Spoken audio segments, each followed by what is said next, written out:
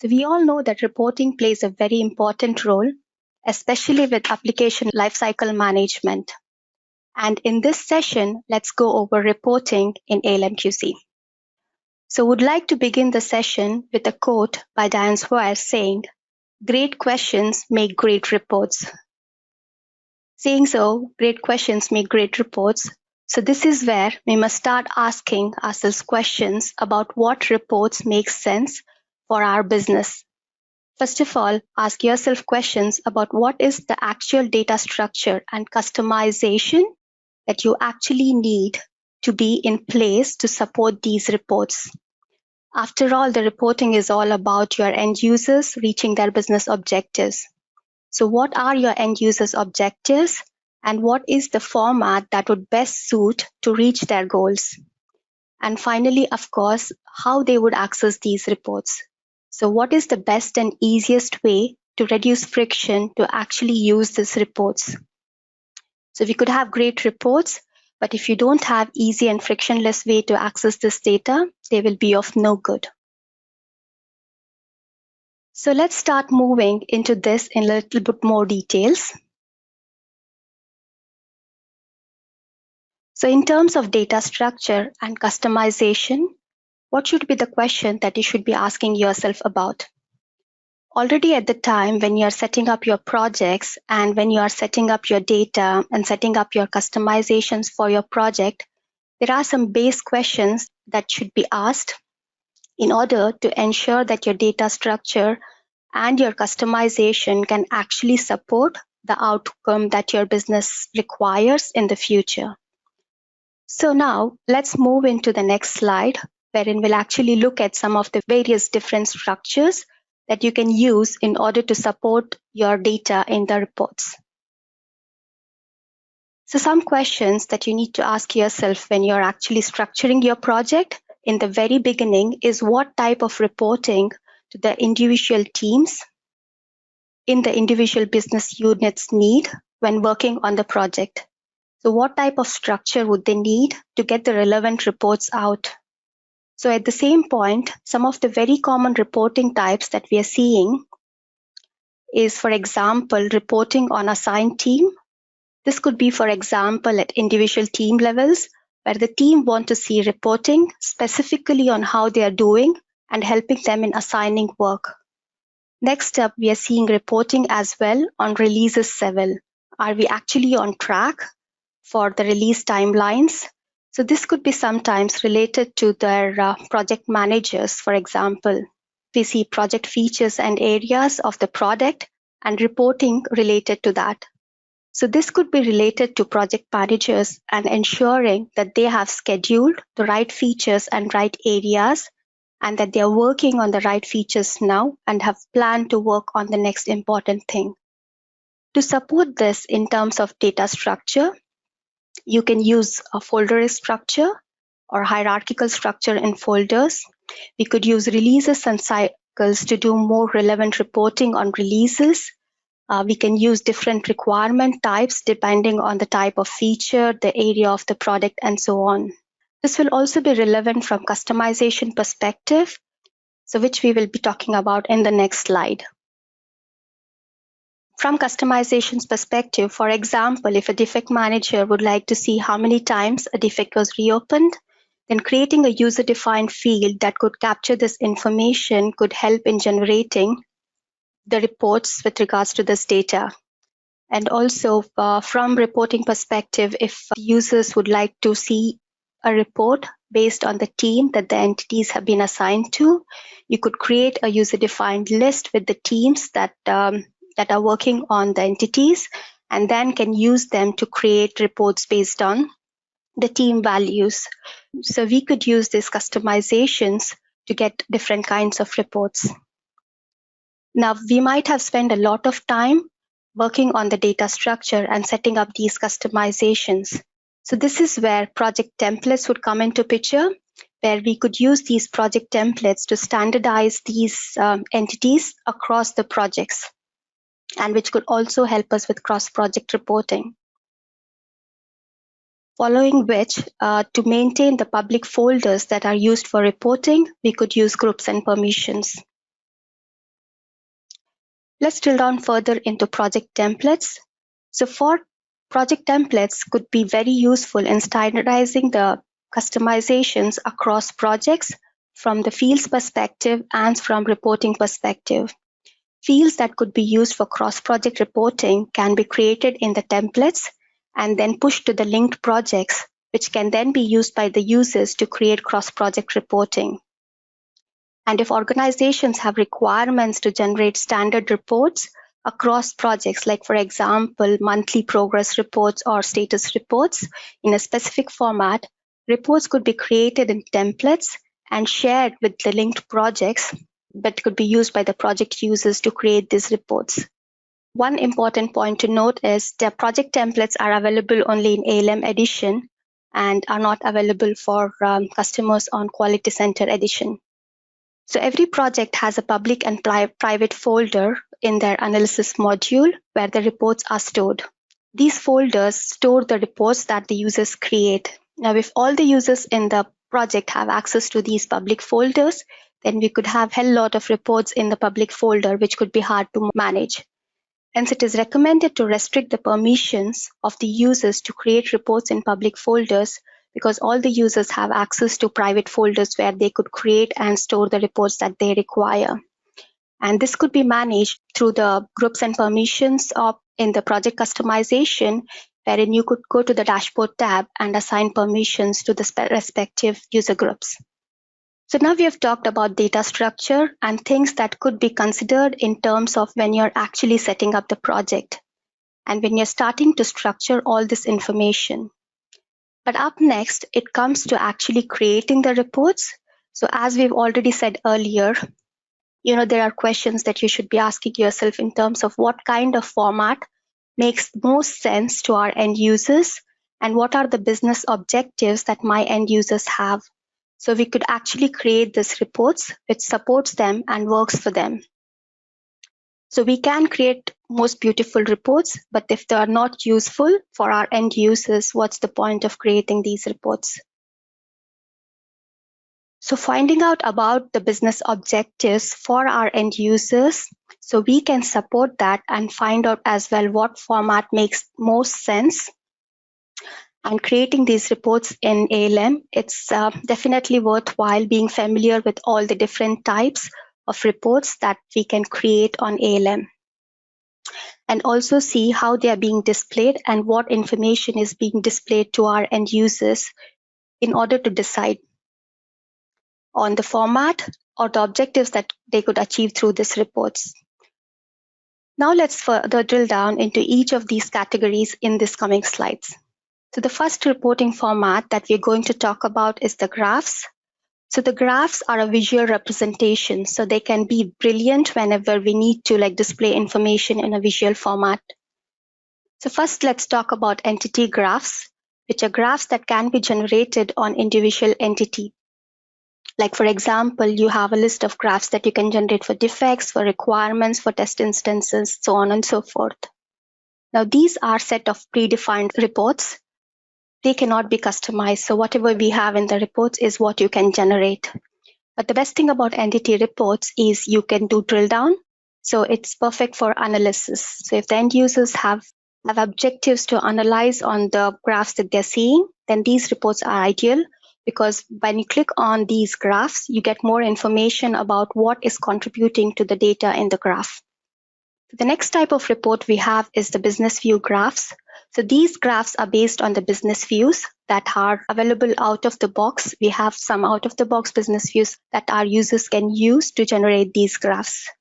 Now, if this out of the box business views do not accomplish the user's objectives, these reports are highly customizable. The users can create new business views based on the new business requirements and can use them to create the graphs. One of the advantages of using business views is they are across entities, unlike entity graphs. So for example, you can create graphs based on defects that are linked to tests, so it is cross entities. You cannot drill down by using business view graphs. This gives a snippet of the business requirements that the users have. The next type of graph that is available is the composite graphs. So composite graphs can compare the data among 2 to 3 graphs We could use entity graphs only to create composite graphs along with some restrictions. There are restrictions on the types of graphs that you can combine to get one single graph. So in the screenshot below, I have added like two reports that have been combined to get one composite graph. And you also can see lines here, which shows the difference between these two. So it's ideal to analyze the data. So here we have another slide on composite graphs, wherein we are using two graphs, which is the test execution graph, and below is the defects that are coming in at the same time for this project. And combining these two in the composite graph could give a very good picture for the project manager on how the project is progressing, how is the defect income when the tests are getting executed. If there are lots of bugs that are noting and as the tests are getting executed, this could raise risk levels for the project completion dates. So composite graphs could be very useful for analyzing how the projects are progressing. So some of the commonly used entity graphs are progress graphs, which shows how many entities have been accumulated in the project at each point of time. And it can display data according to the configurations that have been selected when creating these progress graphs. Next being the summary graph, which shows the summary or the total number of entities that are there in any module and will display the data according to the criteria that have been selected. So here in the graph, I've selected the number of requirements based on their status and have segregated them according to the priorities they have been set in. So such similar kind of graphs can be generated by using summary graphs. So next is the trend graphs, which shows you the history of changes that have happened for the specific field that has been selected over a period of time. There are different ways in which you could display the trend graphs. You could use a line graph, or the recent upgrade is you can view them in a graphical format, which could help you to analyze the trends of the entities. Then we have the planned versus actual graph that was introduced in version 15.5. So this was one of the most requested reports by our customers, which before this was released, we used to use Business View Excel reports to get the data in and would generate these graphs using Excel capabilities. And now we have it out of the box, wherein we can create reports for our test instances for last test run or test run histories and show them how the test instances are being executed actually versus how they were planned to be executed. So then we have the dashboard views, which is actually a dashboard page which contains multiple analysis tree graphs. So this is a way in which you could have a single view displaying multiple graphs. So now we have talked about graphs, which are a visual representation.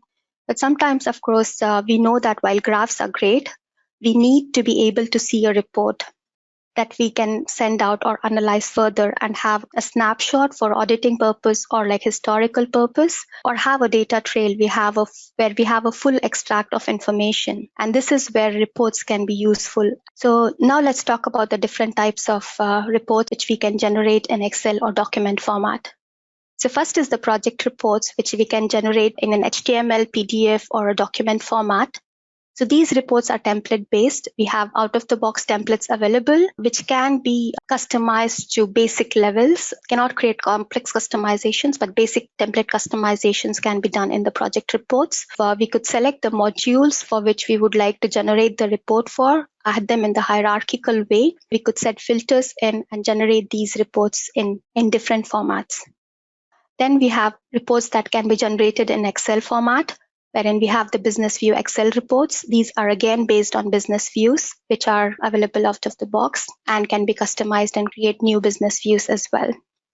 So one of the main requirements to use Business View Excel reports is that it requires an add-in to be installed on the user's machine. So once the add-in is installed, an ALM tab is seen in the Excel, and this has different functionalities that can be used to create this business view.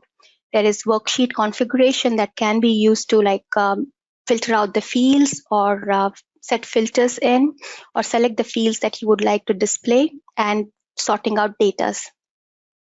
So once we are happy with the reports that you have created, you could save this back into ALM, and from where other users can generate the reports from as well. One of the frequent concerns that our users have is with the installation of the Business View Excel add-in. If there are any restrictions in your organization, then it is highly recommended this Business View Excel add-in is installed when you are installing the ALM client on the machine.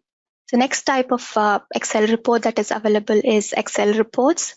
Now, this report is disabled by default because it has restrictions or it overrides the data hiding that has been enabled in groups and permissions section of the customization. So this report extracts the data based on the SQL that has been created for this report. We do have a SQL generator that can be used to create these queries. Now, as this report is disabled by default, if you have used Excel reports extensively in your projects, we can enable this for our SaaS customers, which can be done by raising a request with our SaaS team, and they could be able to enable these reports for you. We've looked at Excel reports and document generation of the reports. Now, moving to the next slide, we have analysis menus. Now, this analysis menu is available in all the different modules that are available in ALM, made by requirements or defects. And these have graphs and reports that can be directly accessed from inside the module that the user is currently working on. So the user need not have to break their flow and move into the dashboard module to view the reports. They can just do it from the module they're working on. So if the administrator has a requirement to customize these reports, they can do it by going to the analysis module and analysis menus and can create new reports, and they would be visible in the analysis menu for the users to access. And then we have a live analysis tab. So this is available for modules like test plan and test lab. It's a way for users to be able to view on how projects are progressing from different folders perspective without the need to create new reports. The filters would be set automatically as they select the folders in. They could select 2 graphs to view in the live analysis tab. And this would be available for the different folders that they select as they work on. Next, moving to cross-project reporting. Cross-project reporting is only available for ALM Edition and not for Quality Center Enterprise Edition. But this functionality enables our users to generate reports across projects, across domains. And these features are available in most of our graph and Excel reports. Some of the guidelines for cross-project reporting are user permissions. The user should have permissions to extract data across multiple projects. If using business views for cross-project, the views should exist in all the projects, all the fields. If all the fields that are used in cross-project reporting should be there across the projects. So this is where template projects could be very useful to standardize the fields and business views across the projects that could be using cross-project reporting. There is a limitation for the number of projects that can be used for cross-project reporting, which is set by using a site parameter. We cannot make huge changes here, but a little bit of change can be done by modifying the site parameters. If you have any concerns, please raise a request with the SaaS team. And then we have the APIs. So we have OTA API and REST API functionalities that is available for ALM, which can be used to extract data from the ALM. One of the frequent questions we get is to feed into Power BI.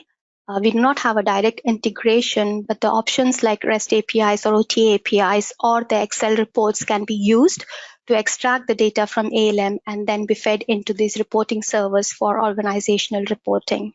So now we have gone through the things that we are considering when we are setting up the initial data structure, the various formats that's available that we can choose to create our reports.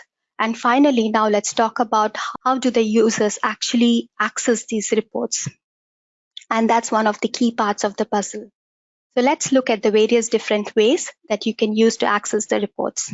So the standard way of accessing ALM reports is through the ALM user interface, wherein all the reports have the view option wherein you can view the reports that the users have created. Excel and document reports are accessed through the respective applications. And in addition, we have send the graphs by email option, which can be accessed by right-clicking on any of the graphs and selecting the send by email option. And we also have an icon that can be used to send the email. This could be used to share a snapshot in time or send a status update to your manager. We also have an API available that could be used to send emails. Then we have share analysis item option, wherein you can share URLs. You can share a public URL, or authentication might be required by right-clicking and selecting on the share analysis item option. Then we have dashboard views that can be accessed by users, let's say management, who wants to see how their project is progressing through a dashboard view and do not want to download the ALM client. Then they could use the web runner to view these dashboard pages on any browser. And in the end, we have an application as well that can be installed on your mobile, which is called as Microfocus ALM Dashboard. So this can be installed on your mobile to view the dashboard pages by entering the URL for ALM and logging in, and can view these dashboard pages from your mobile as well. So in today's session, what we have been talking about is in terms of various different ways and considerations you'll be having when you're setting up your data structure and when you're creating your customizations. So before your end user actually starts working on the project. And then when you have to decide on all this, the next step is what type of reporting format would make most sense. Also, taking into consideration the user's objectives that would be fulfilled by the reporting that has been created. And finally, of course, what is the best way of actually accessing this information and the best way that is being displayed. So hopefully this session has been useful to you, and thank you for all your time.